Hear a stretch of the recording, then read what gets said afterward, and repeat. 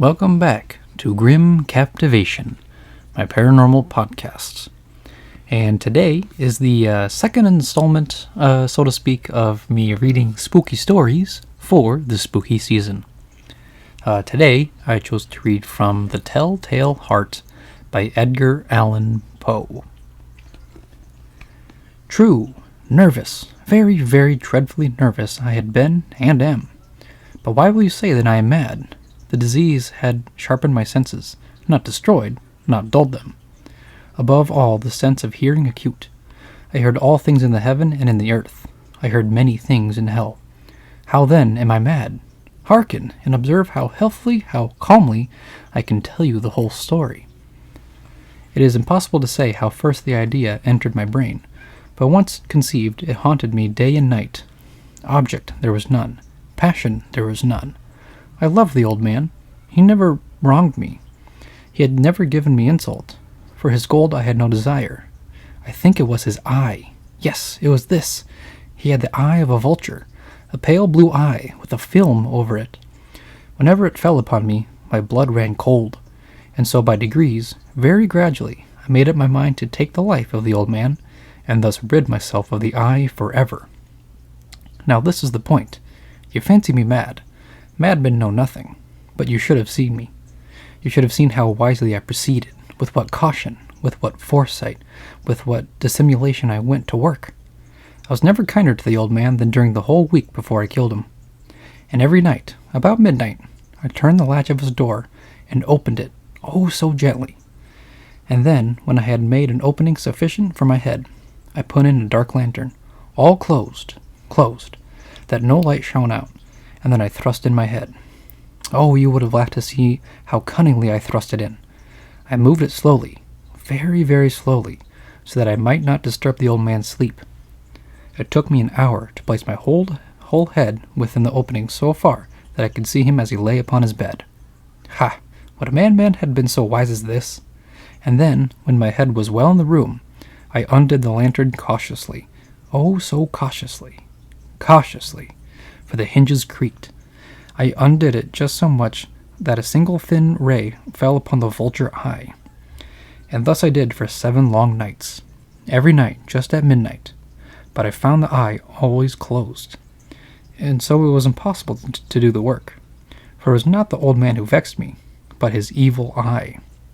And every morning, when the day broke, I went boldly into the chamber and spoke courageously to him, calling him by name in a hearty tone, and inquiring how he has passed the night. So you see, he would have been a very profound old man, indeed, to suspect that every night, just at 12, I looked in upon him while he slept. Upon the 8th night, I was more usually cautious in opening the door. A watch's minute hand moves more quickly than did mine. Never before that night had I felt the extent of my own powers, of my sagacity.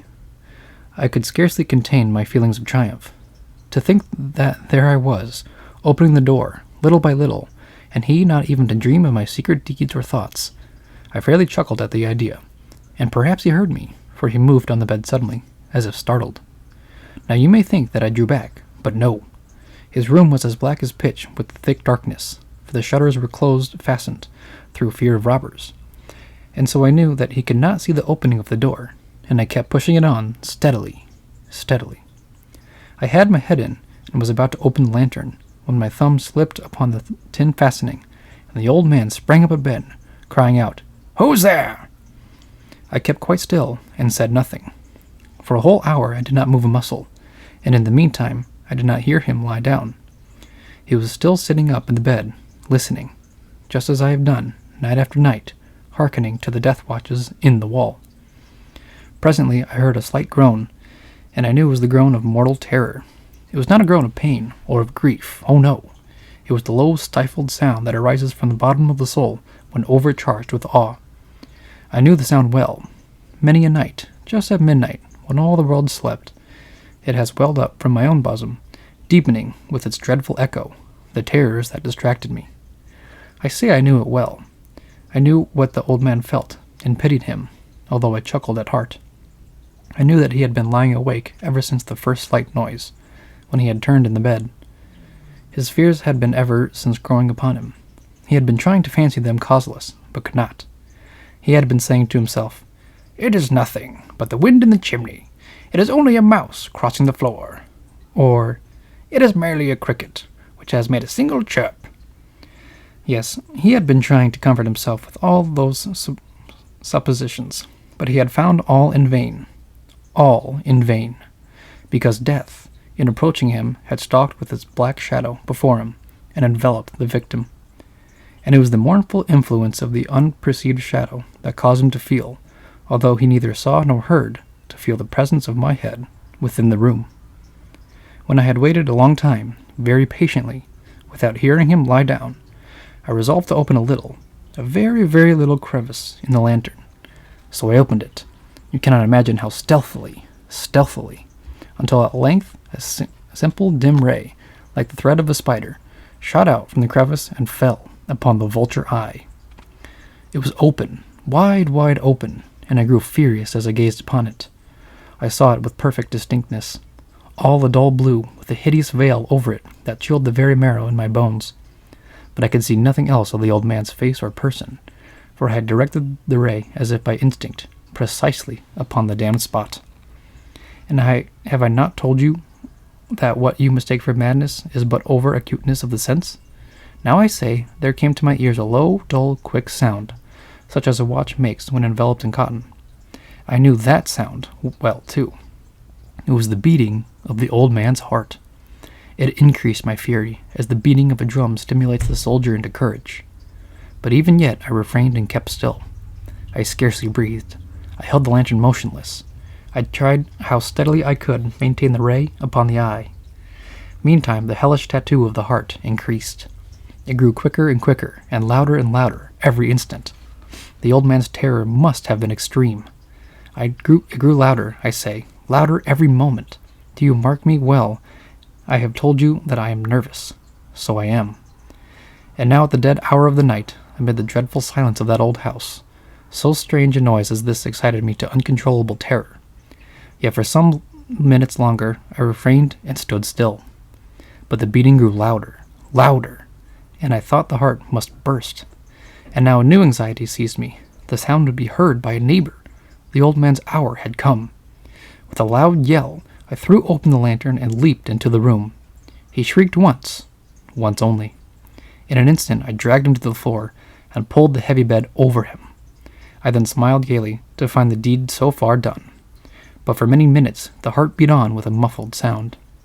This, however, did not vex me. It would not be heard through the wall. At length it ceased. The old man was dead. I removed the bed and examined the corpse. Yes, he was stone dead. I placed my hand upon the heart and held it there many minutes.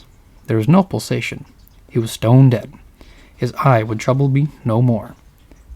If still you think me mad, you will think so no longer when I describe the wise precautions I took for the concealment of the body.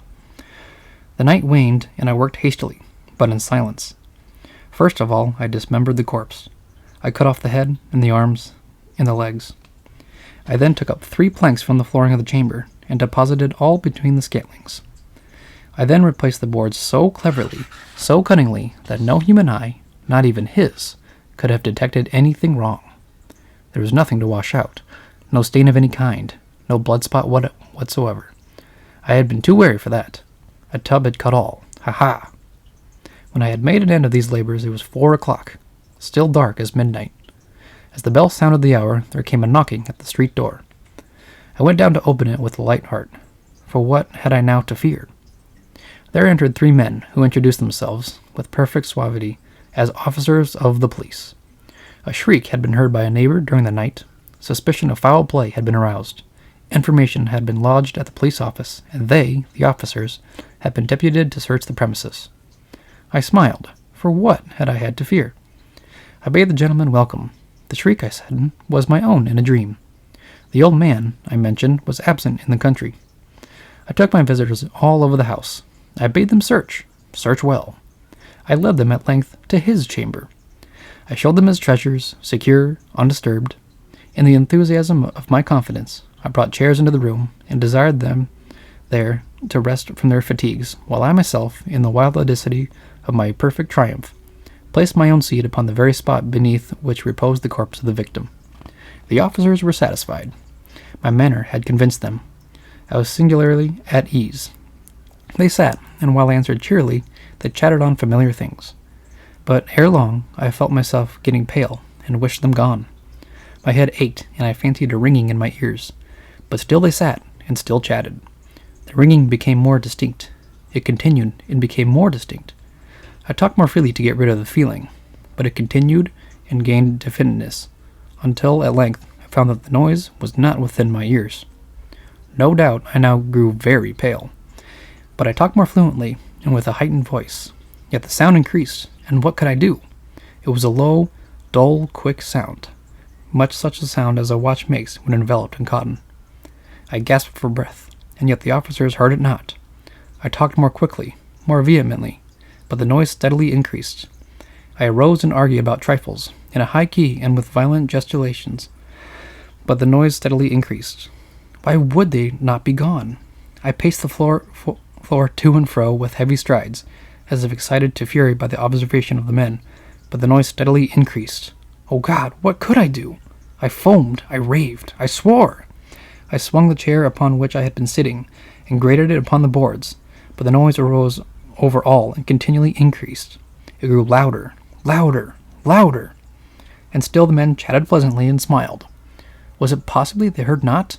Almighty God, no, no, they heard, they suspected, they knew. They were making a mockery of my horror. This I thought, and this I think. But anything was better than this agony. Anything was more tolerable than this derision. I could bear those hypocritical smiles no longer. I felt that I must scream or die. And now, again, hark! Louder, louder, louder! Villains! I shrieked. Dissemble no more. I admit the deed. Tear up the planks. Here, here. It is the beating of his hideous heart. The end. Alright, so hopefully you guys enjoyed this second short tale, The Telltale Heart. Definitely one of my favorite stories of horror, even though it's like very, very short. Just like a few pages long, but still it's like really grips your attention. So hopefully you guys enjoyed that. I might have stumbled across a few words here and there, but that's just kind of how I am, and that's how my channel is. Kind of unedited and things like that, so except for the music and sound effects. So hopefully you guys enjoyed my little short story, and I will get back to you guys in a third story, hopefully in this month, before I get to the October Halloween finale episode that I plan. So once again, hope you guys liked it. Check out my channel for further support, and I'll see you guys in another spooky episode. Bye.